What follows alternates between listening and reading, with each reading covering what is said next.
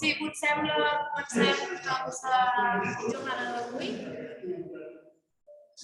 Bueno, bon dia a tots, moltes gràcies per venir. En castellano mejor. Sí, bueno, muchas gracias por venir a todos. La jornada de hoy tenemos el gusto de poder presentar los resultados de un estudio del suelo que se hizo con el suelo de aquí de Menorca, comparando los resultados de diferentes muestras de diferentes fincas. Y bueno, luego os explicaré un poquito más en qué consiste este estudio, pero creo que son resultados muy interesantes para todos los amantes de la agricultura y que nos ayudarán a entender mucho más el porqué realizar prácticas más sostenibles de cada área. ¿De acuerdo? Este estudio está formado por diferentes fuentes de financiación. Gracias a ellos se ha conseguido realizar este estudio. ¿De acuerdo? Luego ya entraremos un poco más en detalle. ¿De acuerdo? Pero bueno, parte de estos fondos han sido recaudados por parte de LEADER, que les damos las gracias a ellos a través de su proyecto MFOC. LEADER, aparte, como sabéis, también forma parte de todo el programa formativo que estamos realizando. ¿De acuerdo? Un programa formativo, Monarca Preservada, que como sabéis está financiado gracias a los fondos de Monarca Preservation y que bueno, llevamos desde enero realizando todo un seguido de cursos para y por los agricultores. Bueno, pues empezaremos con la sesión de hoy. Os voy a presentar a Pilar Andrés. Pilar es bióloga y doctora en ciencias y forma parte del equipo científico del CREAF de Barcelona. Y después también os presento a Francesc Font. Él es ingeniero técnico agrícola y es socio de Agrosesor. Agrosesor somos la empresa que, aparte que está también detrás de Monarca Preservada, coordinando un poco todas estas formaciones. Además, también participamos en la toma de muestras de este estudio. Estuvimos 4 días intensos de... Sí.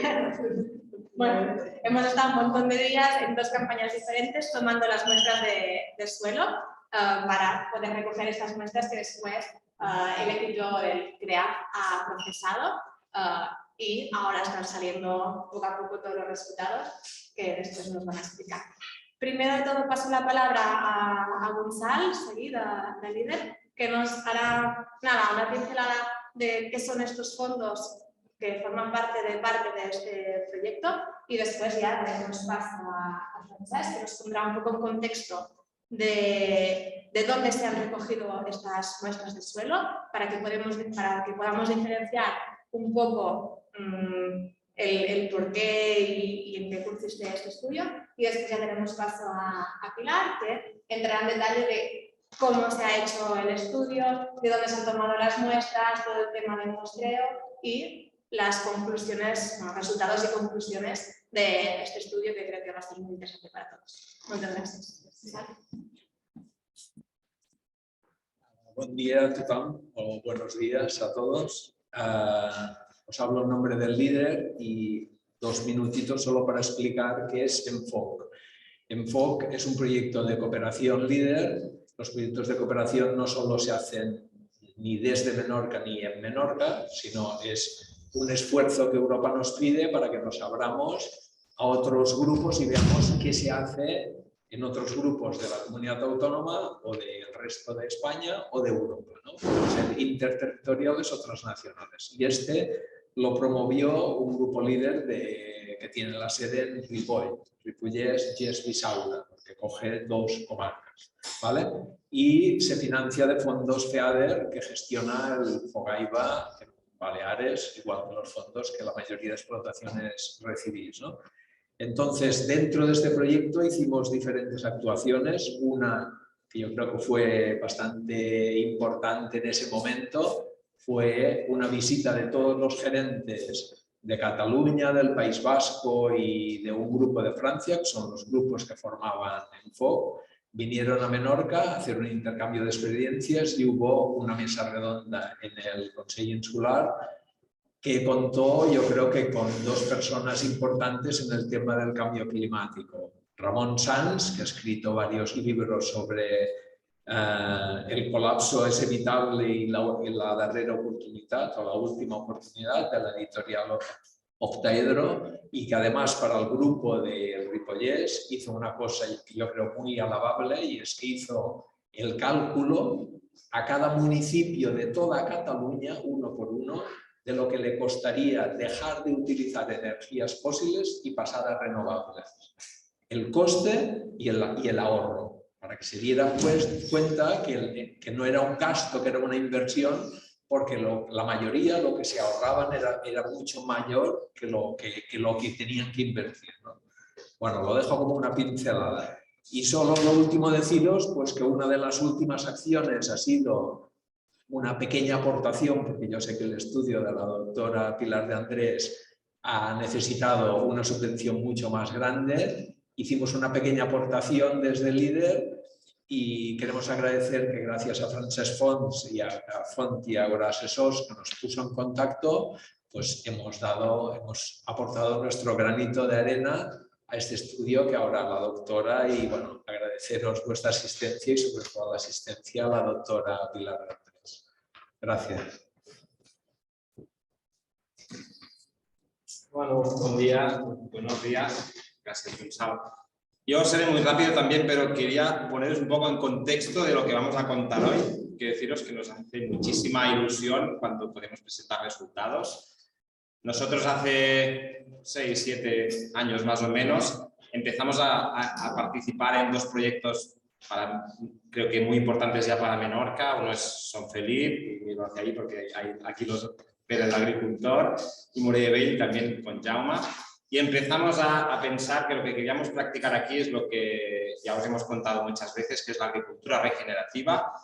Y nos dimos cuenta de que para practicar agricultura regenerativa una herramienta súper importante, la mejor, es el ganado, ¿no? En este caso de aquí las vacas. Estamos en una isla donde esto es fácil, por lo tanto genial.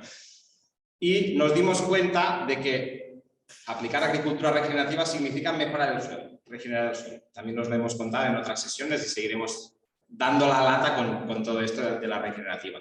Pero que el ganado, tal y como se estaba gestionando aquí y en todo el mundo prácticamente, no era una práctica del todo regenerativa, sino más bien una práctica degenerativa. ¿Por qué? Porque el ganado puede ser fantástico para el suelo y para el planeta, o fatal para el suelo y para el planeta.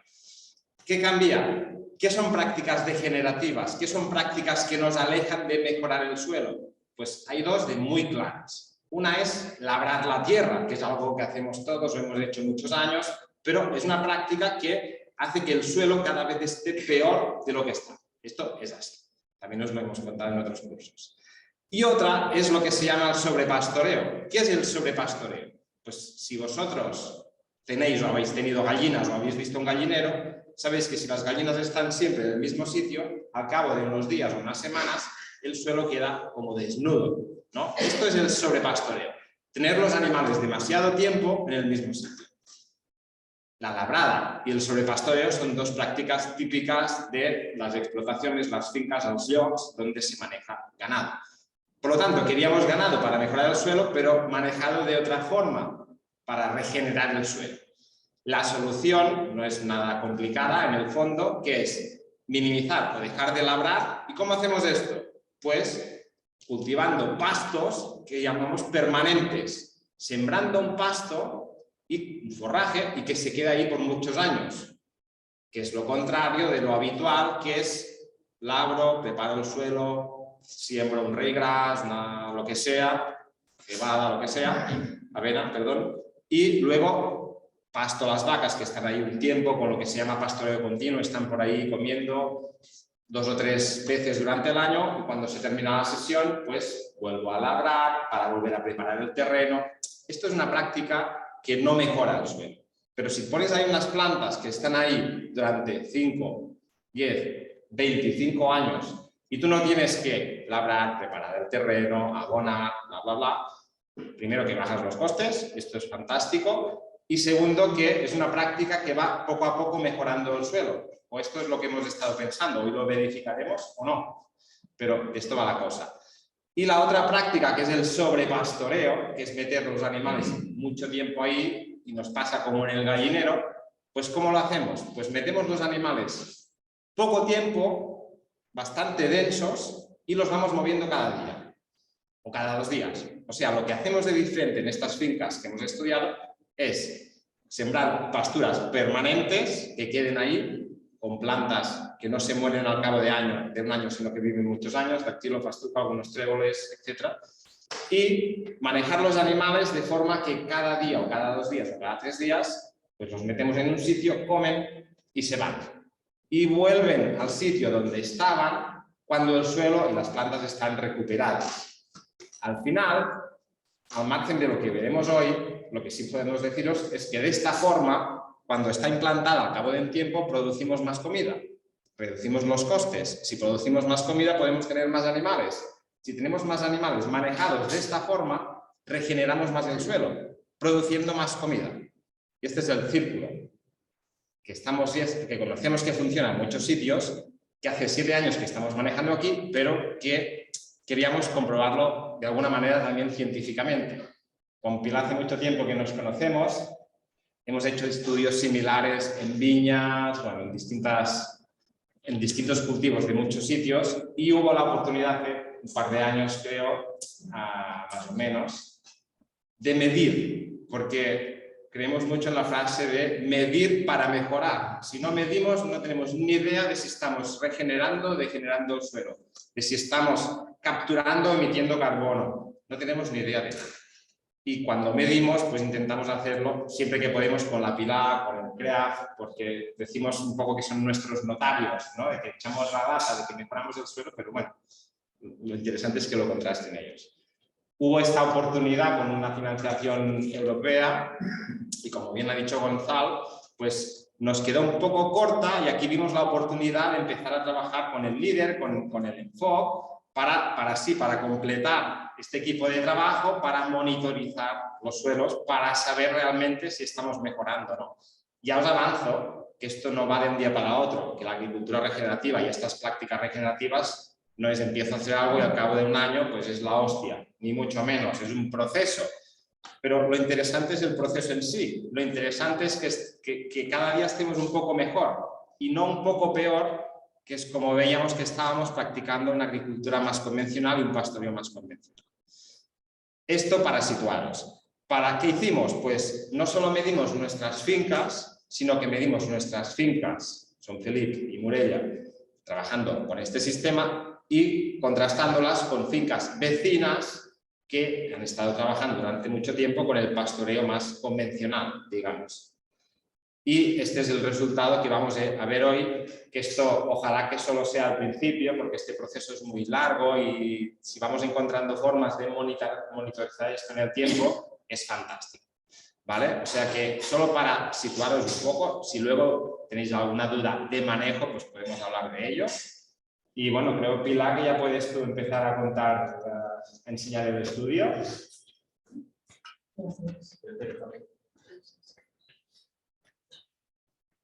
Buen día, buenos días.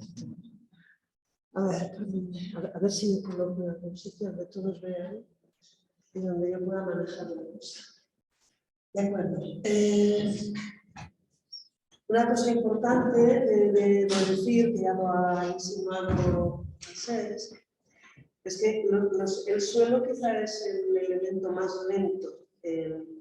Se deteriora muy rápido y se recupera muy lentamente, ¿no? Es por eso que se dice que es un recurso no renovable a escala humana. Es decir, recuperar un suelo perdido puede costar muchas generaciones humanas y muchos milenios. Por eso las velocidades de degradación y de recuperación son diferentes.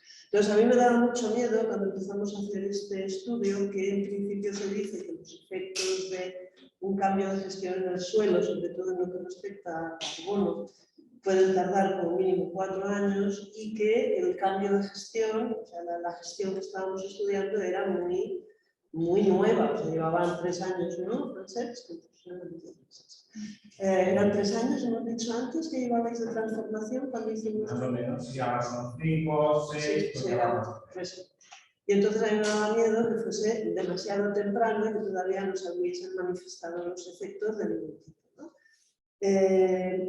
Dicho lo cual, estamos en un momento transitorio, es decir, las primeras fases de cambio son bastante inestables en un sistema natural, pero vamos a ver cómo se van comportando, qué es lo que hemos mirado y cómo se van comportando las tecnologías, ¿no?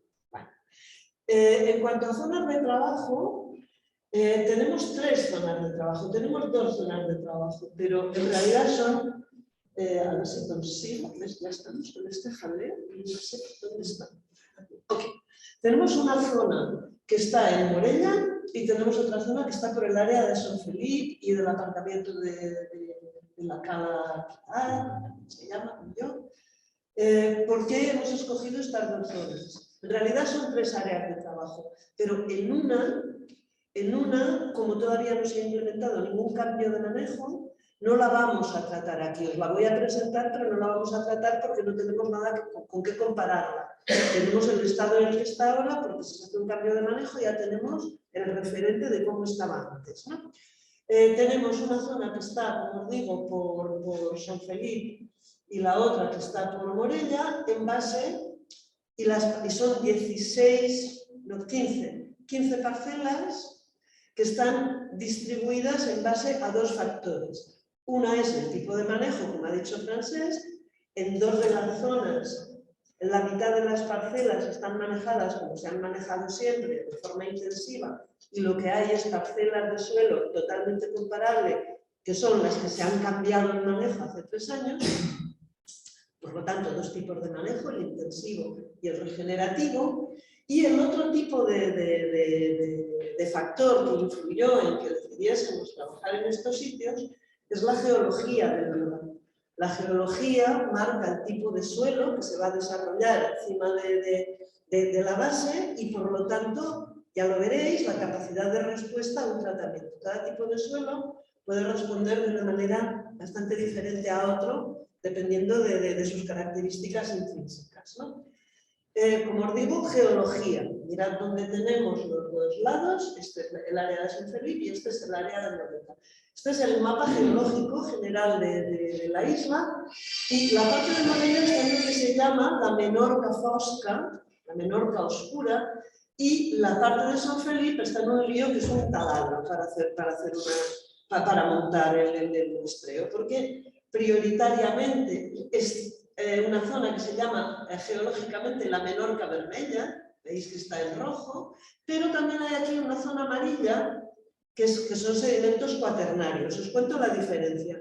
En esta zona, en la zona de Morella, la base de la geología, la roca madre de la que se desarrolla el suelo, procede de rocas terrestres que en una época de vulcanismo fuerte, muchísimos milenios, en una época de vulcanismo fuerte, cayeron al mar.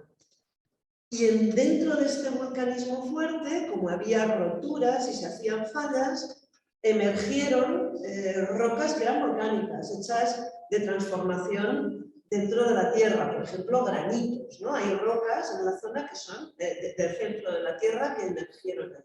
Por lo tanto, tenemos rocas terrestres que han caído y que han montado estas caídas al mar que luego subieron, pero originalmente eran terrestres y volcánicas en muchos casos.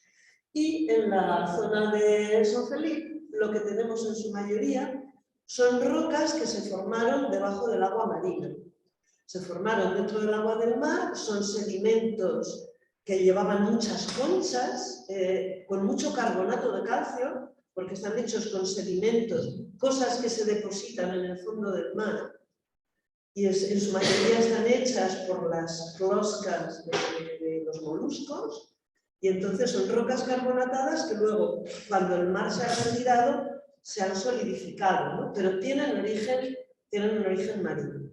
Entonces, cuando hacemos el estudio general de suelos, los describimos. Bueno, aquí tenéis, es para tenerlo registrado, esta es la posición geográfica de las 15 parcelas estudiadas.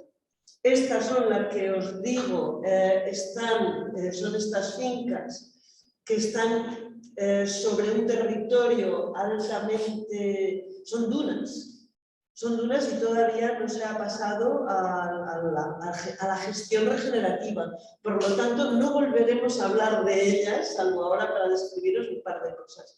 No volveremos a hablar de ellas en el sentido de que están descritas para un futuro seguimiento. Estas son el resto de las parcelas, las de Morella y las de la zona de San Felipe. Este es el tipo de roca que teníamos y, como veis, gestión intensiva, conservativa o regenerativa, tres convencionales, 3 regenerativas en Morella y 3 convencionales de manejo y 3 de manejo regenerativo.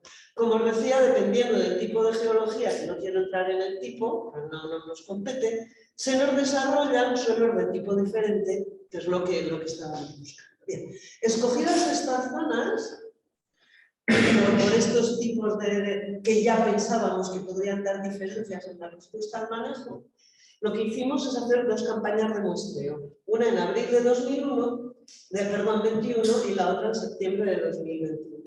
Las hacemos en diferentes épocas del año. Veréis por qué. Porque, sobre todo para lo que respecta, como sabéis, claro, el crecimiento de la vegetación es totalmente estacional. Entonces, la situación del suelo en primavera y en otoño es diferente. Y es diferente, sobre todo, cuando estamos estudiando, cuando 2 cosas que nos interesa averiguar aquí es qué efecto tiene este tratamiento nuevo, diferente, sobre el almacén de carbono del suelo y sobre toda la biodiversidad, todos los microbios y microorganismos del suelo que controlan este carbono. Cuando estamos preocupados por el carbono sigue una curva, va haciendo cambios a lo largo del año. Cuando hay vegetación activa, cuando tenéis la hierba crecida en los pastos, la vegetación está soltando al suelo cantidades ingentes de carbono. Prácticamente en zonas agrícolas, casi la mitad del carbono que captura la planta del aire, cuando hace fotosíntesis y crece, de todo el carbono que coloca, que le da forma sólida, todo el dióxido de carbono que circulaba por la atmósfera y que lo atrae y por fotosíntesis lo hace sólido, prácticamente la mitad lo entrega al suelo. Lo larga al suelo en forma de exudados de raíz. Es decir, la planta no se lo queda para alimentarse, lo usa para alimentar a los microorganismos que viven en ella. Ya veréis después por qué, ¿no? ¿A cambio de qué da esta comida a esos microorganismos? Tanto trabajo de la planta para alimentar a los microorganismos, ¿no? Entonces, este carbono lo entrega cuando la vegetación está activa, cuando veis la vegetación verde, y claro, las raíces están funcionando. Entonces, si en el momento en que la vegetación está verde hacemos estudios de carbono, analizamos cuánto carbono hay, vamos a tener un nivel alto de carbono en suelo y de este carbono, dentro de 3 meses no va a quedar muy poco. Porque como la planta se lo ha dado a los microbios se lo van a comer. Se lo van a comer, lo van a respirar y lo van a devolver al aire. Es lo que se llama el carbono lábil, el carbono que les gusta mucho a los microbios y que los microbios se lo comen para alimentarse, ¿no? Entonces, si hacemos el análisis en un momento dado del año, cuando estas plantas están activas, vamos a tener una idea falsa de cuánto carbono hay en el suelo. Es un carbono que está ahí, pero es temporal. Entonces, preferimos hacerlo 2 veces al año y vamos a ver cuando ya haya pasado tiempo de esta actividad, es decir, cuando ya, justo antes de que vuelva a empezar a crecer la vegetación, cuando los microbios se han comido todo el carbono temporal, ¿cuánto carbono hay? Que sería más indicativo del carbono que se queda como estable. Hay otras formas de hacerlo, pero si queréis luego lo discutimos, ¿no? Depende del dinero que tengas y del tiempo de ejecución. Nosotros lo hicimos así, trabajando, atendiendo a este ciclo estacional de microbios y de plantas, que como veis en abril, mirad, las mismas son, esto es la misma finca en abril y en septiembre, y aquí las tenemos. Acá, evidentemente hay una diferencia en la actividad vegetal y por lo tanto lo que está pasando debajo del suelo es totalmente diferente en una estación y en la otra, ¿no? Entonces hicimos dos campañas de muestreo, abril y septiembre. ¿Cómo diseñamos el muestreo? Como os digo, en cada zona, imaginaros en el área de Morella teníamos 3 fincas manejadas en convencional y 3 fincas manejadas en regenerativo. En cada una de estas fincas, el diseño de muestreo era de este tipo. Lo que hicimos fue hacer un transecto, una línea, colocar estos triángulos son centros de muestreo, puntos de muestreo, y entonces entre uno y otro había unos 6 metros, los iba definiendo yo y mi paso es algo más de 1 metro, entonces eran como unos 6 metros de distancia, eran 5 pasos largos de la distancia de un punto al otro, perdón. Y en cada uno de estos puntos, tenéis aquí la descripción, sacábamos una muestra de suelo para análisis químico, otra muestra para hacer análisis de actividad microbiana, otra para hacer genoma microbiano, que luego os explico, y otra para la densidad aparente del suelo. La densidad aparente es necesaria para traducir el carbono a superficie. ¿Cuántas toneladas de carbono hay por hectárea, ¿no? Necesitamos esa medida de densidad aparente. El muestreo, como os han avanzado, no tiene nada de fácil.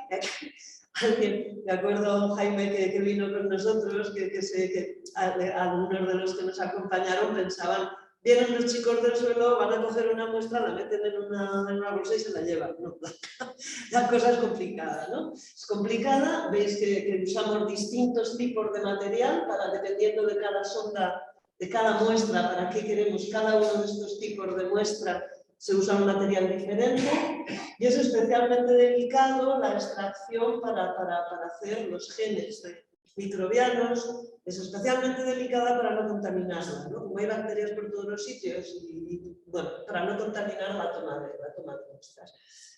Normalmente utilizamos, lo ideal es tener en cada punto de muestreo 4 personas trabajando a la vez. Y como es duro de hacer, es duro físicamente, pues alguien de repuesto que vaya reponiendo a los que acaban agotados de entrar las ondas en tierra, ¿no? Nos costó, me parece que lo decíamos antes, 4 días, las campañas fueron de 4 días en primavera y 4 días en invierno. Entonces, volumen de trabajo a procesar, teníamos dos estaciones, primavera y otoño, 2 sitios en Morella y Son Feliz, 2 tratamientos, uno solo para el caso de las parcelas en dunas, 3 repeticiones, que eran 3 parcelas, 5 puntos de muestra. Total, acabamos teniendo que procesar 150 muestras para comunidades microbianas, 150 para respiración microbiana, 120 para análisis químicos y 120 que son los de densidad aparente, que eran un total de 420 muestras, que dan mucha data para ser procesadas y tardan todo su tiempo, ¿no? Pero este es el volumen muestral entero. Ok, no sé si os luego si tenéis alguna duda sobre el esquema, me lo comentamos, ¿no? Bien, hipótesis de partida que hacíamos, por supuesto la que hacía Francesc, es el tipo de gestión que estamos haciendo, va a mejorar el almacén de carbono en suelos y va a mejorar las condiciones de los microbios del suelo, en las que nos interesan para nuestros pastos. Nosotros además, como ecólogos de suelos, teníamos otras hipótesis, además de estas, ¿no? Y es que, evidentemente, y ahora voy avanzando, dependiendo de las características de los suelos, la respuesta iba a ser diferente, ¿no? ¿Por qué nos interesa hacerlo en 2 sitios? Porque para un científico el decir en Morella esto funciona es distinto de decir esto funciona. Entonces, si solo trabajamos en un tipo de suelo, solo podremos decir en este caso concreto funciona. Pero claro, si contrastamos suelos y en todos los suelos que contrastamos obtenemos la misma respuesta, podemos llegar a generalizar y a saber que podemos extrapolar para otros. Para que no os mareéis, ahora os digo, ¿veis en esta fila que hay una letrita aquí arriba? Esto tiene que ver con la estadística, es importante, pero os lo aviso para luego ya no hacerme más caso y no marearos con estos datos. Por asuntos estadísticos, cuando os digo esto es significativo, es que estadísticamente está comprobado que se puede decir esto es así. Cuando os digo no es significativo, esto aquí hay más que aquí, pero no es significativo, es una tendencia.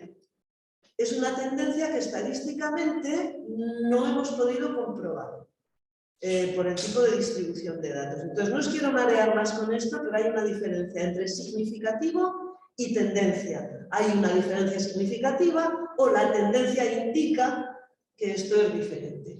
Entonces, cuando veis estas letritas, es que este valor es significativamente diferente de este y de este. Cuando hay letritas diferentes es que son distintos.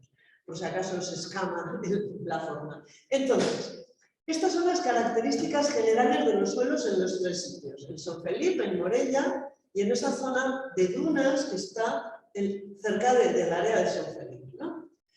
¿Qué tenemos de características importantes que nos pueden resultar esclarecedoras? Ay, perdón.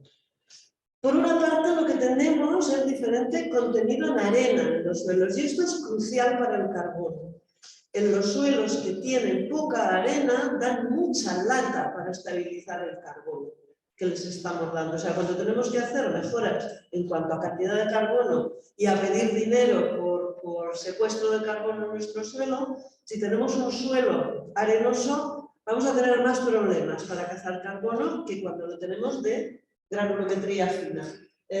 Como veis, o si no os lo explico, la cantidad de arena en la zona esta dunar es muy alta con respecto a los otros dos, es significativamente más alta. El día que se pongan a trabajar ahí van a tener problemas, va a ser duro hacerlo, es un reto. Y en los otros dos lados, que tenemos Morella y Son Felipe, la cantidad de arena es más baja en Morella que en Son Felipe, la proporción con respecto a la de arcilla. Por lo tanto, cabe pensar que obtendremos mejores resultados o más rápidos en captura de carbono en el área de Morella que en la de Son Felipe, ¿no? Esta textura tiene otra serie de consecuencias que están aquí recogidas, que van todas en el mismo sentido. Va a ser más fácil trabajar en Morella que trabajar en Son Felipe, ¿no? En este sentido del carbono. Otra cosa que nos dicen las diferencias de los suelos, la acidez del suelo. Como os decía antes, esta diferencia de acidez que es brutal, fijaros que vamos de un suelo en Morella que es un 5,6 en pH a un 8,35 y a un 8,04, o sea, vamos de suelos ácidos a suelos básicos, pero muy claramente, se debe a ese origen geológico que teníamos. ¿En dónde son básicos los suelos? En los suelos que se han producido debajo del mar, en los que había carbonatos por las conchas y por lo tanto el carbonato de calcio da esa reacción básica y donde además hay un problema que lo vamos a tener en las dunas, la salinidad, fijaros la conducción eléctrica, hay un 0,48 frente a un 0,15, 0,19. O sea, la salinidad es muy alta, o sea, lo de las dunas va a ser complicado. Porque da problemas por todas las partes, ¿no? Por el origen. Hay salinidad en el suelo y hay todo este tipo de cosas. Con respecto al pH, ¿por qué nos preocupa el pH? Pues porque fijaros que aquí la gráfica esta que tenemos asociada al pH tiene que ver con el efecto que hace la acidez del suelo sobre lo disponibles que están los nutrientes para la planta. Podemos tener toneladas de fósforo en el suelo y estar en una forma que la planta no puede absorber y no nos sirve para nada en cuanto a nutrición. El que sea o no absorbible el fósforo y otros nutrientes depende de la acidez del suelo. Esta imagen que tenéis aquí, fijaros, en el 5,63 de Morella, que tiene esa acidez, nos vamos aquí, nos vamos aquí. Fijaros que el nitrógeno, aquí el máximo de absorción, el máximo de disponibilidad está entre el 6 y el 8 para el nitrógeno. Del fósforo para el 6,5 y el 7,5, ¿entendéis lo que significa, ¿no? O sea, a partir del 5,5 bueno, el nitrógeno es medio asumible, el fósforo va a estar paralizado en el suelo, el potasio de unidor, lo mismo. O sea, hay una acidez fuerte, da problemas para la nutrición de la planta, ¿no? Por eso, los que manejáis campos, sabéis que muchas veces estos problemas se arreglan con lining, se dice en inglés, en castellano, en catalán, subiendo el ácido del suelo, bajándolo, poniéndole el pH más alto, ¿no? Entonces, otra vez vamos a tener más, lo que sabemos es que en la zona de dunas tendremos más problemas y tenemos un pH bastante, con más problemas de disponibilidad de nutrientes en Morella que en Son Felipe. Es posible que tengamos menos problemas para regular nutrientes en Son Felipe que en Morella. Mientras que lo del carbono podría ir de regreso, ¿no? Y esto es lo que decía de la conductividad científica. Entonces, estas eran nuestras hipótesis. Tenemos dos suelos muy distintos, a ver qué va a pasar. Muy bien. Esto es lo que ha pasado. Ahora ya nos vamos a resultados, ¿no? Esto es el efecto de los tratamientos sobre las condiciones físico-químicas del suelo. No sé si se ve bien. Bueno, la parte de esto es Son Felipe, toda esta parte. Esto es en primavera y esto es en la campaña de otoño y esto es lo mismo en Morella, los mismos valores para primavera y para otoño. No sé si se ve que hay cosas que están en rojo y cosas que están en negro. Los valores que están en rojo son aquellos valores, aquellos elementos, carbono orgánico, nitrógeno, fósforo disponible, para los que el tratamiento, el cambio de gestión, ha provocado cambios significativos. La primera cosa que llama la atención es que, fijaros que si hacemos, por ejemplo, en Son Felipe, en primavera no notamos ningún efecto, claro, solamente en el fósforo disponible. Sin embargo, si hacemos muestreos en otoño, las cosas cambian mucho, ¿no? Es decir, encontramos más sensibilidad, más respuesta en un muestreo de otoño que en un muestreo de primavera. Y en Morella nos pasa lo contrario. En Morella responden las cosas, hay más respuesta en primavera que en otoño. ¿Qué más vemos? Cuando hay diferencias significativas, es decir, cuando el tratamiento ha afectado a los parámetros químicos del suelo, siempre se han dado a favor del tratamiento regenerativo. Es decir, el tratamiento regenerativo, sea significativo o no sea significativo el efecto, tanto que sea una tendencia como que sea significativo, siempre ha tenido efectos positivos en todos los casos en que ha provocado un cambio, ¿no?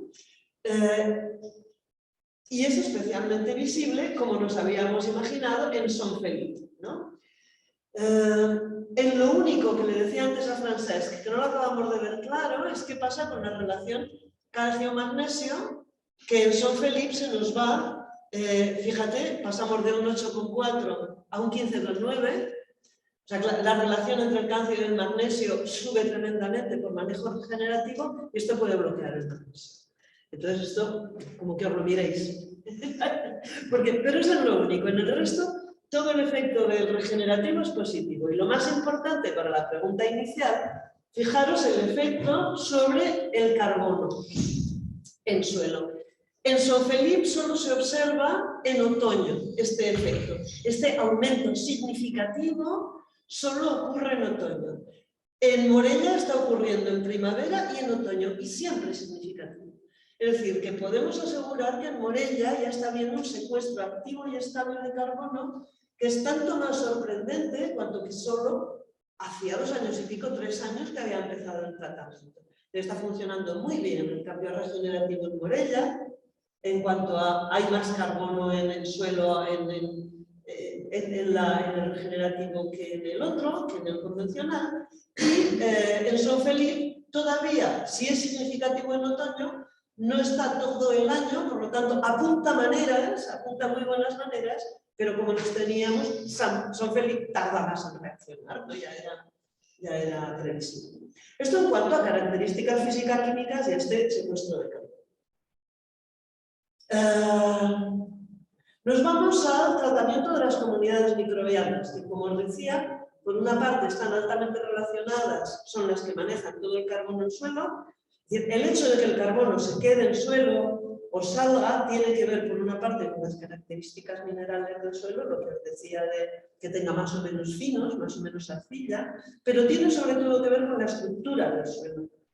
Y la estructura del suelo la hacen las comunidades vivas. Es decir, el hecho de que haya una estructura en grumos que proteja el carbono o que no la haya, depende de las comunidades microbianas que tenemos en el suelo. Pero además de ellas dependen muchas más cosas. Ahora vais a ver que hemos estado estudiando. Llegados a estas alturas del conocimiento del suelo, os lo avanzo, no sé si no recuerdo ahora si tengo la diapositiva, pero os lo cuento. Hasta mitad del siglo XX, supongo que os es familiar que el concepto de suelo era sitio donde hay minerales que permiten que la planta crezca. Y con que tenga aireación, tenga agua y minerales. Claro, el concepto cambió totalmente desde la mitad del siglo XX hasta lo que es. Ahora lo que hablamos, no hablamos ya de suelo, hablamos de holobionte, le llamamos holobionte. Porque después de la evidencia de que la mayor parte de las cosas que pensamos que hacen las plantas, en realidad no las hacen las plantas. La está haciendo la planta con todos los microbios que tiene asociados alrededor de la raíz en el suelo, que es lo que llamamos la rizosfera. Es decir, la mayor parte, y ahora vais a ver qué funciones hemos estado mirando, si les quitas estos... O sea, ¿por qué la planta, como os decía antes, entrega tanto carbono al suelo? ¿A cambio de qué? Pues a cambio de que la mayor parte de sus funciones las están haciendo los microbios, ¿no? Claro, como no se ven, pensamos que las hacen las plantas. Ahora pensamos que el suelo, la raíz, la planta, toda la microbiota y el suelo son órganos distintos de un organismo único, que es eso, holobionte, que es inseparable. O sea, no podemos separar los microbios que rodean a la planta del suelo en el que viven ni de la planta. Es como si pensamos en nuestro hígado, nuestro páncreas y nuestro cerebro. Va todo junto en un organismo único. Y tocando una parte, tocamos la otra. Ese es el concepto que se está manejando desde el siglo XXI del suelo. Pues nosotros hemos ido a estudiar los organismos del suelo desde dos métodos, ¿no?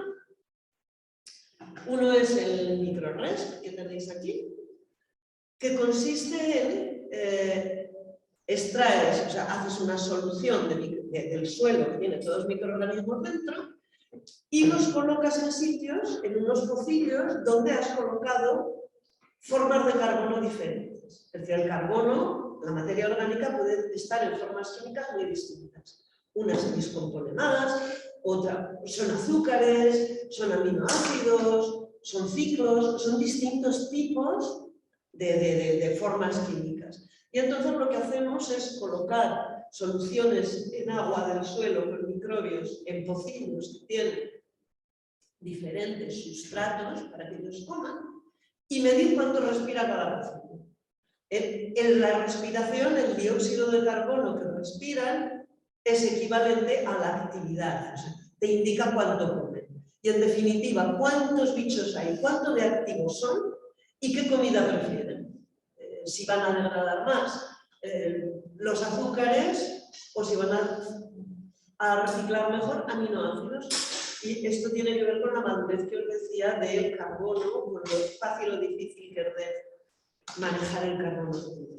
Por un lado tenemos entonces este microRESP, que es un test de respiración selectiva de carbono, y por otro lado le atacamos a la composición molecular de la comunidad microbiana. Fijaros que también hasta hace pocos años los biólogos de suelo, los ecólogos de suelo hemos vivido trabajando en una caja negra. La mayor parte de los organismos del suelo no se pueden cultivar. Los sacan del suelo y no se cultivan. Y entonces sabíamos que había actividad de microbios, pero no sabíamos ni quiénes eran ni qué estaban haciendo. Era como una caja negra, de la que lo único que sabíamos es que respiraban. Y si respiras hay microbios, ¿no? Y poca cosa más, sobre todo con hongos, que sí que se conocían bien, las micorrizas, que son visibles al microscopio cuando coges una raíz, la tiñes y ves que tiene micorrizas. pero poco más sabíamos. Entonces, la posibilidad de acceder, como cuando se codificó el genoma humano, la posibilidad de acceder al genoma, a los ácidos nucleicos, al carnet de identidad de las criaturas que están ahí abajo, pues nos ha abierto todo un horizonte, ¿no?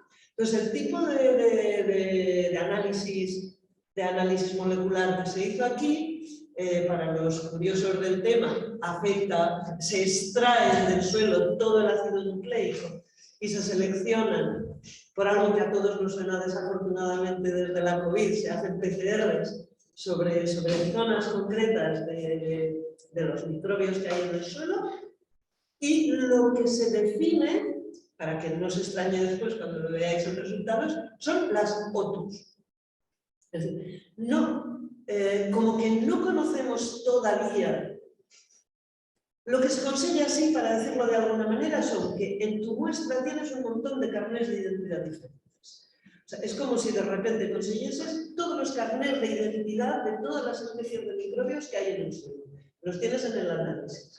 Y entonces tú sabes que este carnet de identidad corresponde a Pepe Rodríguez. Entonces hay 25 carnets que dicen Pepe Rodríguez, va a ser que esa especie que es Pepe Rodríguez, hay 25 elementos. Y encuentro 2000 carnes de identidad de una cosa que sé que se apellida López, pero no que se llama Antonio, o sea, que tiene menos nivel de resolución, ¿no? Entonces, yo no sé si esto es una especie o es un género, o sea, son grupos microbianos. Por esto no se les llama especies. O sea, no tenemos la identificación de especies, porque no están descritas, lo que es todavía, ¿no? Pero lo que sí que sabemos es que hay grupos que se comportan fisiológicamente de manera distinta. Algunos son especies, otros son géneros y otros son gente que manejan todos de la misma manera el nitrógeno. Por eso se les llama unidad taxonómica operativa. No sabemos si es un género o es una especie, pero sabemos que operativamente todos los que tienen este carnet de identidad que hemos encontrado en la PCR, secuenciando lo que salía de la PCR, se comportan igual.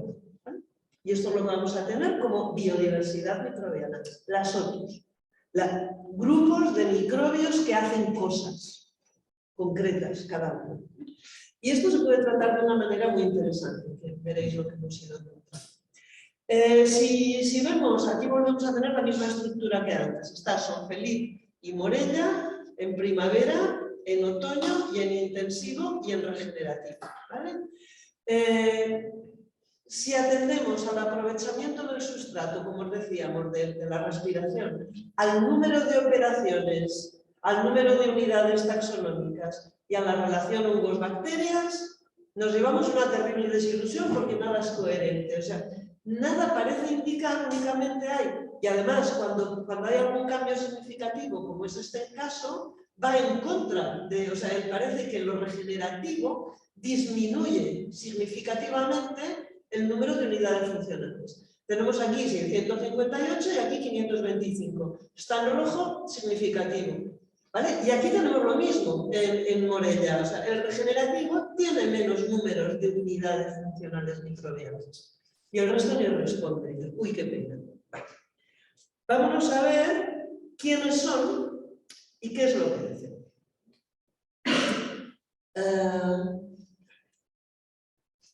¿Qué servicios sabemos que prestan las comunidades microbianas? Un montón, ya lo he dicho. Pero aquí hemos atendido a unos cuantos que creemos que son muy importantes para el cultivo de los pastos, ¿no? Por una parte, por ejemplo, según qué organismos del suelo producen fitohormonas que ayudan al crecimiento vegetal. Pero dices, la fitohormona no la produce la planta, la estimulan las bacterias que están asociadas en las raíces, ¿no? Entonces, sabemos que algunas bacterias estimulan la producción de auxinas o de giberelinas o de isotoquininas. Y todos estos grupos consiguen, cuando están en la raíz de la planta, tener un efecto de estimulación del crecimiento por distintos mecanismos que tenemos aquí, por si a alguien le interesa.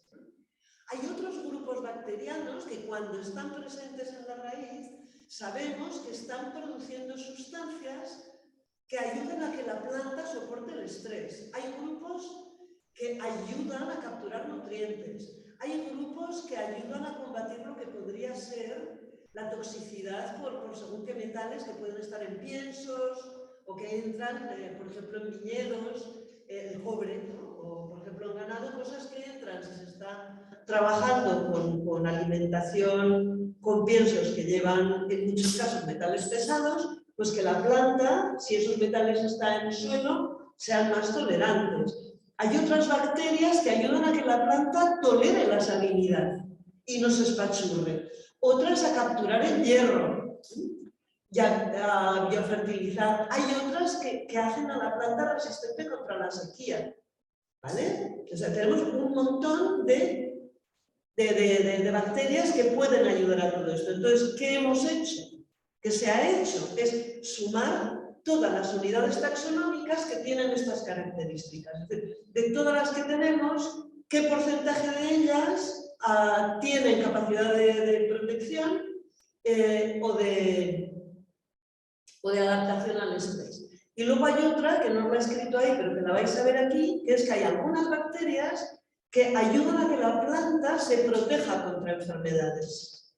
Y hongos, en general son bacterias, también hay hongos.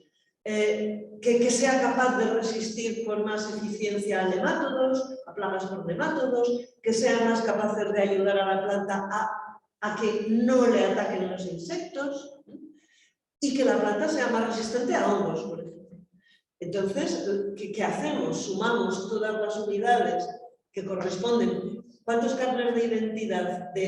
Si este carnet de identidad es de Manolo y este de Luis Enrique y este de Carlos Alberto, y estos tres, los tres sabemos que proporcionan este tipo de resistencia a nemátodos, vale, pues ya sabemos que hay aquí más o hay aquí menos. ¿Aumenta este tipo de bacterias que nos interesan cuando cambiamos el tratamiento? Y estos son los resultados. Mirad que los tenemos establecidos, o sea, los voy ordenado, por niveles de eficiencia. De 0 a 1 es muy bajo, de 1 a 2 bajo, 2 a 3 medio, 3 a 4 alto, 4 a 5 muy alto, lo que sea, ahora lo vemos, ¿no? Y que están en lo que hemos encontrado en otoño intensivo. En marrón está todo lo que es otoño y en verde está lo que es primavera. Y en denso está lo intensivo y en lo regenerativo está en punteado, pero ahora lo vamos viendo. Son feliz, biocontrol y adaptación al estrés. Biocontrol es lo que os decía, bacterias que ayudan, que tienen un efecto fungicida, insecticida, bactericida, nematicida, que ayudan a la planta a ser resistente a estas enfermedades. Y abajo tenemos la adaptación al estrés. ¿Qué encontramos? Fijaros que, como os he dicho, lo verde es primavera. En primavera, el tratamiento regenerativo, fijaros la diferencia entre el intensivo y el regenerativo. O sea, el regenerativo facilita enormemente la presencia de bacterias que protegen a la enfermedad de todo este tipo de ataques, ¿no? Es mucho más alto en el regenerativo que en el convencional. Lo mismo podemos decir de la adaptación al estrés. Este tratamiento regenerativo está ayudando, es mucho más alto el punteado verde que el denso verde. Prácticamente todas las funciones, o sea, todas las bacterias que producen casi todos los productos que ayudan a adaptarse al estrés están más altos en el regenerativo que en el convencional. Y sin embargo, si atendemos a la producción de hormonas de crecimiento, no parece que haya efectos. Digo no parece que haya, antes se lo decía a Francesc, tratar este tipo de datos está siendo muy complicado. Si alguno anda por aquí metido en estadística, estamos teniendo que trabajar con estadística bayesiana, porque no soporta la estadística normal por este tipo de datos que hemos obtenido no son numéricos ni cualitativos, en fin, no os mareo más, pero en este caso estamos hablando de tendencias y no de significación, pero muy marcadas, ya las ves que están muy marcadas. Estamos en este momento trabajando con los equipos estadísticos de la UV, que atienden a los físicos cuánticos, que se nos están ayudando a tratar estos datos. Esperamos tener las significaciones de este día. Ok, como os digo, efectos más evidentes en primavera en Son Felipe y muy positivos en cuanto a manejo de plagas y adaptación al estrés. Si nos vamos a Morella, Morella reacciona menos a los tratamientos biológicos, así como es más fácil, como habéis visto, cazar carbono en Morella, parece que el efecto del tratamiento sobre las comunidades microbianas es menos evidente en Morella. De hecho, no hay, si os fijáis, no hay unas tendencias claras en la respuesta a los tratamientos, ni de biocontrol ni de producción de hormonas, pero sí que lo hay en cuanto al estrés. Pero en este caso se registran en otoño. Es decir, cuando hacemos muestreos de otoño, vemos que en ese momento las plantas están mucho más preparadas, tienen bacterias que las protegen contra el estrés, mucho más altas en regenerativo que en convencional. O sea que también tenemos un efecto positivo, pero es divertido que en Son Felipe el efecto se manifiesta en aumento de biocontrol y de producción de hormonas y en Morella en otra cosa. Son casos diferentes. Y acabo con una última cosa que os puede servir de trabajo para que pueda servir de información. Otra cosa que hemos estado viendo es qué riesgos fitosanitarios hay, ¿no? ¿Qué criaturas tenemos? No hemos encontrado efectos del tratamiento regenerativo sobre los patógenos vegetales que están presentes en el suelo. Tienen perfiles muy distintos, pero lo que sí que hemos encontrado es niveles preocupantes, por ejemplo, de podredumbre por fusarium. Hay un nivel, fijaros, entre 3-4, un nivel de riesgo 3-4, alto de que haya un buen día de estos, un ataque de podredumbre de fusarium a las plantas. Y también vemos un cierto riesgo de roña horizonte de la espiga y de punta negra, ¿vale? Con unos efectos que todavía estamos mirando. Pero que sepáis que este tipo de tratamiento también puede servir para localizar esto, la presencia de riesgos de patógenos. Y hasta aquí hemos llegado, solo contaros las conclusiones, resumir lo que ya habíamos dicho. Una es que, de acuerdo con la hipótesis inicial, el cambio a pastoreo regenerativo, el efecto del pastoreo regenerativo sobre el secuestro de carbono en el suelo es más evidente en Morella que en Son Felipe. Se da en los dos, pero muy efectivamente en Morella.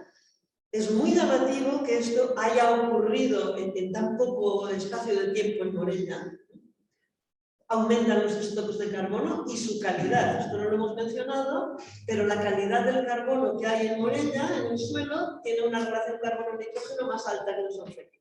Por lo tanto, es más estable. O sea, tenemos más carbono y más estable cuando tenemos un tratamiento regenerativo. Este tratamiento regenerativo no hace aumentar la diversidad de bichos que viven en el suelo, pero sí que hace que los que están de que aumenten grupos que nos interesan mucho, ¿no? Están aumentando la proporción de bacterias que ayudan a que la planta tenga más biocontrol y se pueda adaptar mejor al estrés en Son Felipe y también la adaptación al estrés en Morella. Por lo tanto, estamos teniendo ventajas cualitativas más que cuantitativas en biodiversidad. Y sobre todo, tengan en cuenta que estos son resultados muy tempranos, que es algo que, como os decía al principio, es chocante que se empiecen a ver ya estas reacciones con tan poco tiempo de aplicación y que realmente sí que sería imprescindible ir dando seguimiento. Y seguramente con otro tipo de estudios asociados. Hay una cosa que no pudimos hacer por falta de fondos, que es que tendríamos que haber trabajado el carbono a 2 niveles de profundidad del suelo. Sobre todo porque en los tratamientos intensivos hay arado. Y entonces el hecho de que haya arado que se cambia, o sea, que le demos la vuelta al suelo, obliga a hacer el estudio al nivel, por encima y por debajo del nivel de arado. No vaya a ser que estemos metiendo carbono de arriba a abajo y como solo estamos mirándolo arriba, pues no lo localicemos, ¿no? No lo pudimos hacer porque significaba doblar el costo de los análisis de carbono a 2 niveles y no teníamos fondos para esto. Pero en futuras campañas, si se hacen, es lo que tendríamos que hacer, ¿no? Okay. Y hasta aquí llegamos, lo que os avanzaba, no sé si el Museo Francés. Todo esto comenzó porque un proyecto europeo, que es el Smart Microbiome, este proyecto del H2020, desarrolló una patente en el marco de este proyecto europeo, se hizo una patente que es la que nos ha permitido hacer esos análisis de microbianos, ¿no? Y dentro del proyecto tenían comprometido que Bicrop y Biomakers, que eran los que lideraban el proyecto, abrirían un concurso interno de proyectos para aplicar su patente. Y entonces yo me presenté, sabiendo que Francesc y los asesores estaban haciendo esto, presentamos nuestra candidatura competitiva y nos llevamos el pequeño proyecto, que no era tan pequeño, que significa muy bien, ustedes son un proyecto elegido, les vamos a hacer gratis, les pagamos todos los muestreos con nuestra patente, que son carísimos. Y entonces esta es la aportación de Biomakers. El CREAF y Agroasesor se tiraron del caballo y entonces el CREAF ha ido soportando pues eso, con sus laboratorios y todo el costo del personal de investigación, incluida yo misma que estoy aquí ahora mismo, ¿no? De sus directores de investigación como yo. Agroasesor acabó colocando personal suyo ayudándonos en las campañas que los pobres, la paliza de campaña que llevasteis y en las cuales también participaron personas de las fincas. Gracias, Jaime y otras personas que hicisteis posible toda la recogida de muestras. Y como ya se ha dicho también, el FOC se hizo cargo del análisis, de financiar los análisis físico-químicos y mi presencia, mi llegada aquí para las campañas también. Demuestra. Entre todos juntos llevamos adelante los resultados. Los he apuntado y listo, y cualquier cosa estamos aquí un rato y como me encontráis por correo, habláis con Francesc y os cuento lo que pueda contaros, porque a veces no lo tenemos claro ni nosotros. Y ahora digo que estamos en este momento con un tratamiento de datos complejo. Los resultados porque son complejos, los microbiólogos son por este momento. Y toda vuestra, si tenéis. Muchas gracias, Pilar. No sé si hay...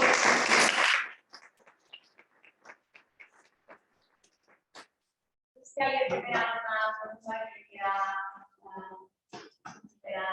Pilar, incluso a nivel de la reforma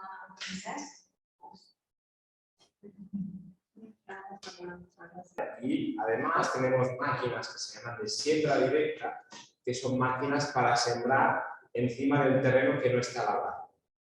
Por lo tanto, si queremos meter más semillas o sembrar, lo hacemos con estas máquinas que tienen unos discos que meten la semilla, pero tú no mueves la tierra, porque como lo he dicho Pilar, cuando mueves todos los suelos, cuando matas a todos los que están por ahí, se los pones muy complicado. Por lo tanto, máquinas de siembra directa y pastos permanentes. O sea, lo que he visto en Lucha es que si lo dejo mucho tiempo se llena de partas. ¿Se llena de partas. Sí. O sea, Esta es una parte. Que igual no quieras tanto. Esta es una parte y la otra es el manejo con animales. O sea, lo que hacemos con los animales es meter mucha presión animal, que mucha presión significa espacios pequeños y mucha densidad, ¿no?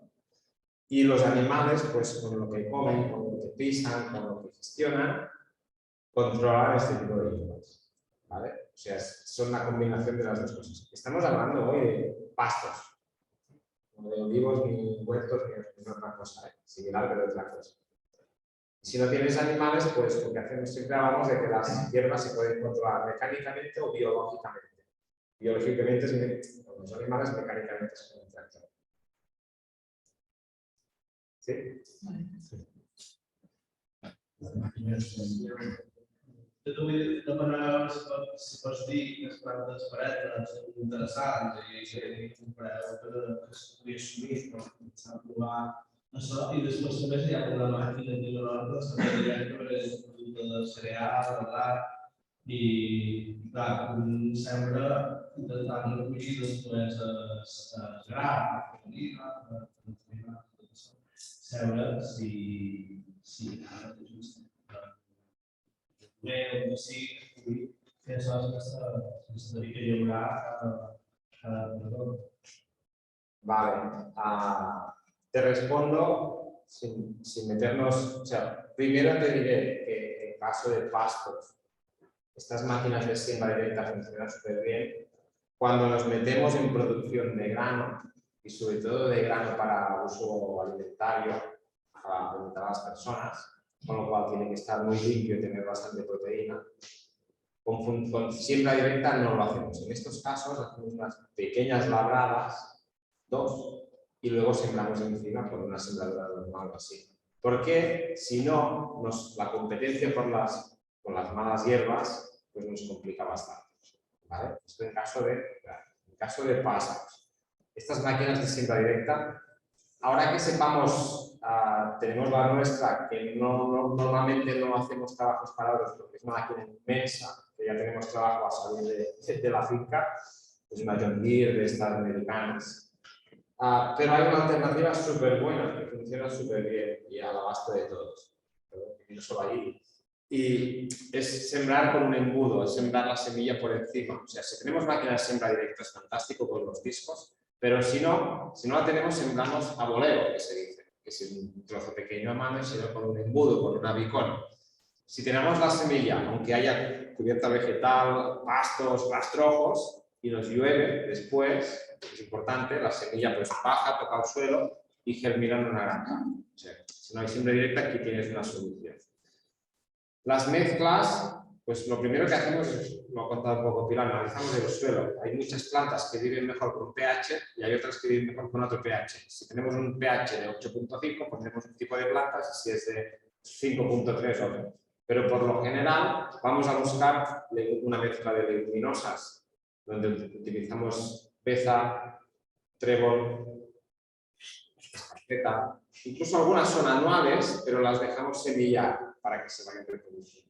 Con una mezcla de gramíneas como dactilo, como estuca, algún raigrano que sea anual, de los primeros años pues nos va bien para tener un poco más de comida. O sea, es mezcla gramínea, leguminosa y a veces ponemos alguna brassicácea, por ejemplo, mostaza, rabo, porque nos gusta... ¿Rabo? No. Porque las brassicáceas tienen normalmente una raíz pivotante y descompactan el suelo.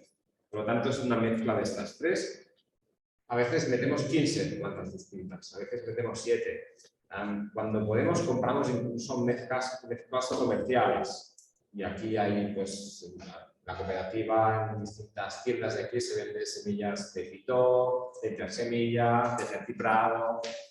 Y el precio ha subido un poco. Este año ha subido todo, también el precio de la semilla. Está al saco igual a 120 euros y ahora está 170. O sea, te terminas gastando un poquito menos de 200 euros, más o menos. Echando unos 40, 35, 40 kilos por hectárea de estas mezclas. ¿Vale? No sé si te he respondido. La meva pregunta seria, segons el vostre criteri, quina seria la millor manera de llaurar la terra una mica d'alternativa. Per exemple, un productor d'hortalisses i de verdura, i clar, en aquest cas, és una feina difícil, el que es faci que hem creat, a vegades hem de col·leixar de plàstic negre i això, fet invent, però clar, resulta difícil pensar aquesta idea que tenim dins un home. Quina seria la manera més suau de tractar bé la terra i poder-la llaurar igualment. Te respondo rápido porque te emplazo a que haremos, si no os recuerdo mal, Roger, algunos de los cursos que haremos en estas formaciones, alguno menos será de vuelta, diría. Sí, bueno, de cara, creo que será en el módulo 4, no, en el 3, perdón, que es producción vegetal, que empezaremos enero o febrero aproximadamente haremos cursos específicos de diferentes de siembra, y más. Entonces, entraremos en materia. Sí, pero te respondo un poco con 4 ideas principales, ¿no? La idea, lo he dicho, es, si podemos no labrar, genial. Si no, hacerlo lo menos posible, siendo conscientes de que labrar pues, significa empeorar muchos de los parámetros administrativos. Si tenemos que hacerlo, lo hacemos, pues si en lugar de hacer un labrado horizontal, que es cambiar el suelo, ¿no? Los horizontes del suelo, hacemos un labrado vertical, donde el suelo más o menos se queda donde está, pero se mueve, ya mejoramos. ¿Qué es un labrado vertical? Pues en lugar de un motocultor que los que conocemos siempre, nosotros en Son Feliz tenemos uno que trabaja así, ¿vale? Y así ya no volteas el suelo. Pero además, si volteas el suelo en este sentido, creas una compactación ahí abajo, la suela de labor, que es, bueno, ya la conocéis, son agricultores. Sí, sí. Pero un ERS también mueve un poco el suelo. A ver, se hace como se puede. Pero, ¿y si en lugar de mover 20 centímetros trabajas 10 o 5? Mejor. Si en lugar de hacerlo 4 veces lo haces una, mejor. Y es un poco con esta idea. Del huerto siempre hablamos con la gente que quiere hacer huerto. El sistema que utilizamos en la agricultura regenerativa es lo que se llama huerta biointensiva, que es lo más. O sea, la gente que quiera hacer huerto, recomiendo buscar en Google huerta biointensiva. Y nos ayuda a mejorar el terreno de una forma rápida. Pero bueno, hablaremos más, ¿no? en un curso de huerta. Gracias. ¿Más preguntas? Segur que siembres també. Siembra lechuga, pots fer una cosa petita, si es cosa de porros, estarà com més dins, no? Sí, o sea, Cada verdura que siembres tiene sí. una profundidad. Si no limpiarlo un poco, la hierba se te lo comen y la verdura al cielo. Sí, bueno, sí, te diré que hay, yo he visto, porque yo he estado también trabajando en huerta tiempo en Australia, donde esto está bastante más avanzado y pues hay muchos sistemas de siembra, incluso estamos probando nosotros siembra directa, o sea, sin labrar, y la hierba la controlamos con paja, con el cultivo anterior. Esto requiere un tiempo, no es fácil, al principio sale fatal, pero es ir probando. Pero sí, Yo funciono con un poco de paja. sí, tengo... Pues sembrar un poco de trigo y un poco de maíz. Si tú no vas a caer de maíz, vas haciendo tu... Pero a veces no es suficiente. Sí, no. Es tomar conciencia de que si mejora el suelo, en este caso es porque hemos dejado de labrar, pero si labramos menos va a mejorar más. Y aquí, pues bueno, buscar los equilibrios. Hay que buscar Exacto, porque lo que no puede pasar es que dejamos de producir y se pierda dinero. Esto no es una opción, ¿no? Pues dentro de que esto no es una opción, las hojas, pues cuanto menos agregas al suelo, más rápido va a mejorar. También está el tema de la hierba de esa, la había recogido en el porro, pero en medio se había puesto de ferradizo, mucha mala hierba de verano. Venga, sigo y paso la fresadora. Ello quedó un colchón que después ni malas hierbas salieron. Cuando salían, ¿por qué?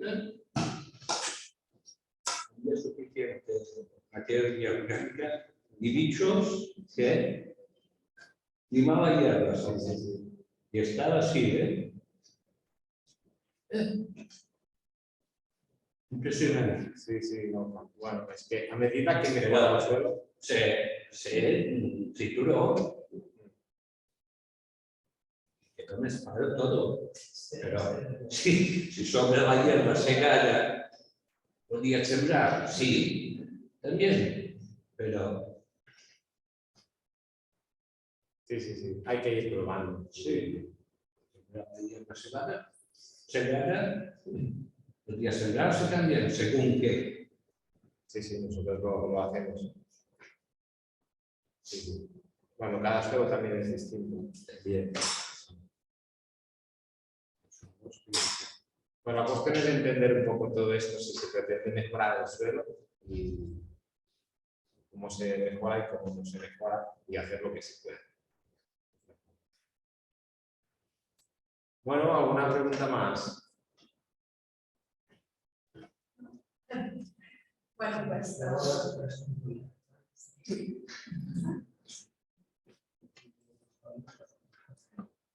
que hi haurà molt, depèn de totes, diguéssim, hi ha molts sistemes. Si van de cereals d'aquests, amb el cereal ja s'han molt per damunt. Hi ha gent que aixeca la part, perquè un cuinat s'atura, s'aixeca la part, però hi ha que ja la fora de la part, per tant, és matèria orgànica. I això també guanya per si no vols dir guanyo o efectes per explicar. Per tot és, jo ho enfocaria moltes del que fas perquè pugui donar salut. No sé si m'explico. Jo m'agradaria més la producció de tot. Clar, la llet que comença a dir, posa 3 en 7 en grassa, 3 en 2 en proteïna. I tens a treure un màxim que puguis treure de la química. Ara diràs, no llavis, però eren uns càlculs que si jo no faig moltes coses, després em faltarà per la llet, la qualitat de la llet de salat com a creu. No sé si m'ho puc explicar. Sí. És un tema un poc... Sí, no, estic d'acord. Al final he dit una cosa que és clau per tot això que estem explicant i per totes aquestes coses. O sigui, jo us explico el meu cas personal. A mi em preocupa guanyar-me la vida de la meva finca, però fa un temps me preocupa també que si els meus fills volen, s'hi puguin guanyar la vida de la meva finca. I un condicionant perquè això passi, sí que tingui unes terres mínimament decents, perquè si no, no se li podrà guanyar la vida. Llavors, jo tinc en compte això, i busco aquest equilibri. Llavors, si s'ha de viure, sí, si no, no funciona, però si trobem la manera de viure en pràctiques que demà no seran millors, però d'aquí 3 dies sí, i que a més aniran millorant els sols per aquestes tendències que hem vist, doncs, bueno, jo almenys em sentiré més bé. Llavors és buscar aquest equilibri. I s'ha de fer. Hi ha coses que funcionen un lloc, hi ha coses que no funcionen en un altre, però també és cadascú una mica la visió que tingui de si vol millorar el seu sòl o no, si vol... Sí, tot és temps. Tot és temps. No parlem de l'agricultura del demà, aquí estem parlant d'una altra cosa. Les tendències va pujant, però té els seus temps. Però això ja cada un ho ha de valorar, està clar. Yo quería una pregunta para pillar y comentaba el tema de este proyecto de 2020 que se desarrolla recientemente. ¿Cuál es el futuro para que, más allá de que sea un pequeño referencia como el laboratorio que se pueda aplicar aquí, para que este tipo de debates como tal, sí que puedan se pueda acceder más allá de estos proyectos? No, es bastante natural. Es decir, Vitro es el que ha desarrollado la patente y para que un Makers es internacional, es su oficio, ya han puesto en marcha el funcionamiento y tú puedes llamar a Vitro y te hagan esos análisis. Entonces, si los llamas, esto que hemos explicado aquí, en realidad lo que es innovador y lo que han hecho ellos no es tanto la analítica, es muy normal, una analítica de 16 SPS. Es muy normal. Lo que sí que es innovador es la manera de tratar la información. Es todo el tratamiento bioestadístico que hay detrás y que permite saltar fácilmente de lo que se hace normalmente en otros sitios, hacer esta descripción funcional de la calidad de las comunidades. Es decir, tú puedes llamarles a ellos, es decir, si tuvieses que hacer, lo que hacen de alguna manera es extrapolar el comportamiento de las comunidades a partir de la composición genética. Y esto lo hacen utilizando inmensas bases de datos que están, cada vez vamos alimentando todos los investigadores en el mundo, hay una serie de bancos de datos y ellos han montado una forma de acceder muy interesante para conseguir ordenar la información que sale de esta manera. Entonces, de alguna forma, te evitarías, yo no sé dado todo lo que os he dado porque más me fío.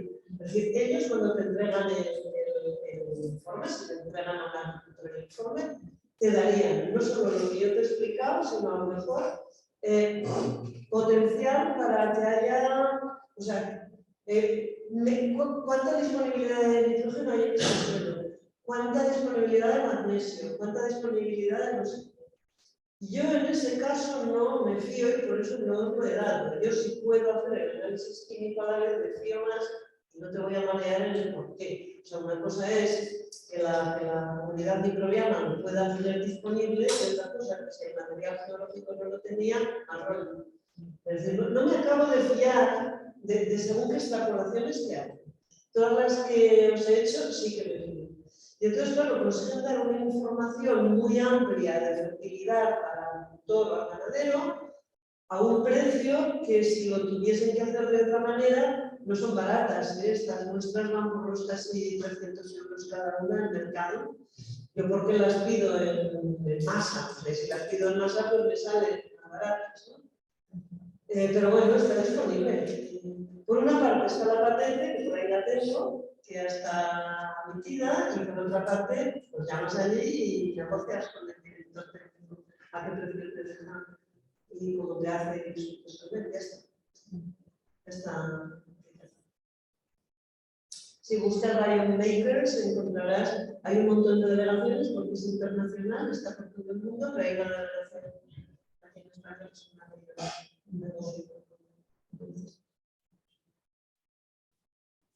Nosotros trabajamos con ellos en particular. Y hay otros laboratorios también y hay otras metodologías. Sí, es que en realidad es eso. O sea, lo que tiene de particular el método este es cómo tratan ellos, cómo hacen inferencias de cómo puede funcionar el sistema a partir de la información que es la de siempre. O sea, no es la forma de tratarlos biológicamente, sino de tratar la información social. Y hay cosas que han tenido que prefiero que no las he hecho. De todo lo que es, si a ti te hacen análisis de esto, ya sabes cómo te pueden entregar disponibilidad de fósforo. Y conseguir una pelea con el equipo de Estados Unidos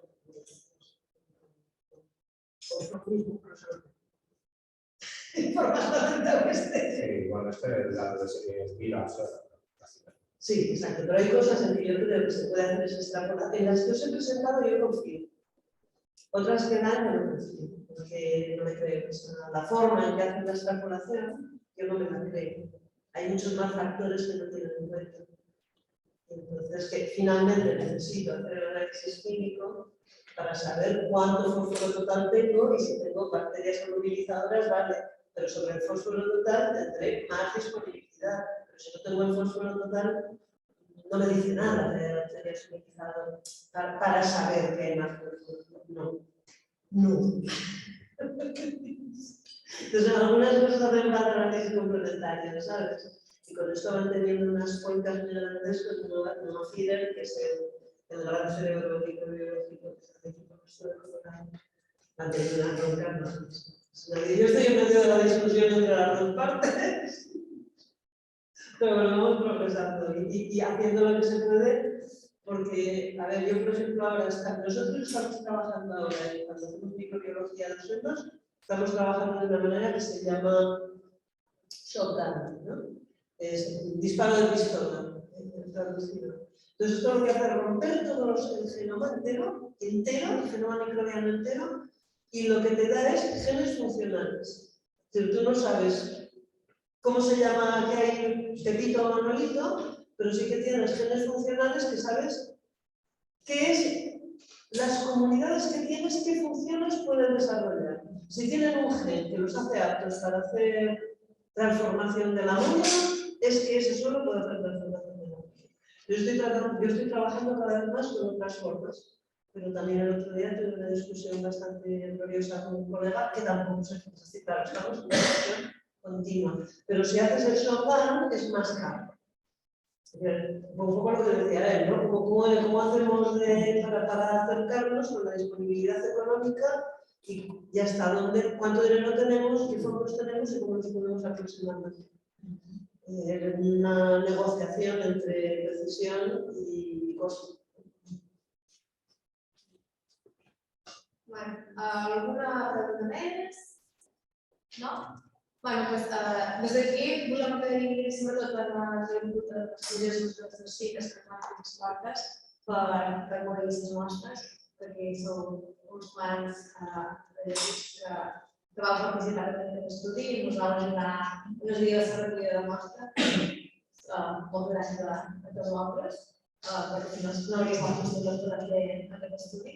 Gràcies a tots per venir i vos recordam que demà hi ha una altra sessió sobre aigües. Serà una sessió pràctica que explicarem el sistema de Daylight i també els sistemes de rec.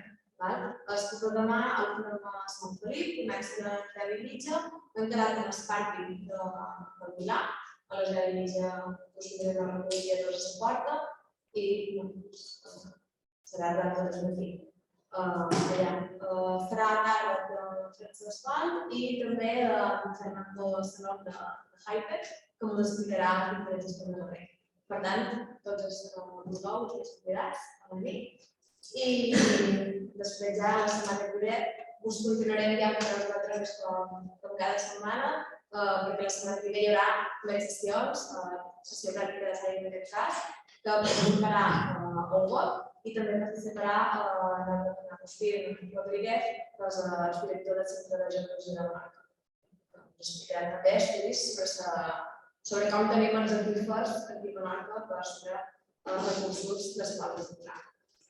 Pues eso, pues moltes gràcies per venir, gràcies por tener que recargar y bueno, un placer trabajar en su discurso. Y muchas gracias. Pues gracias.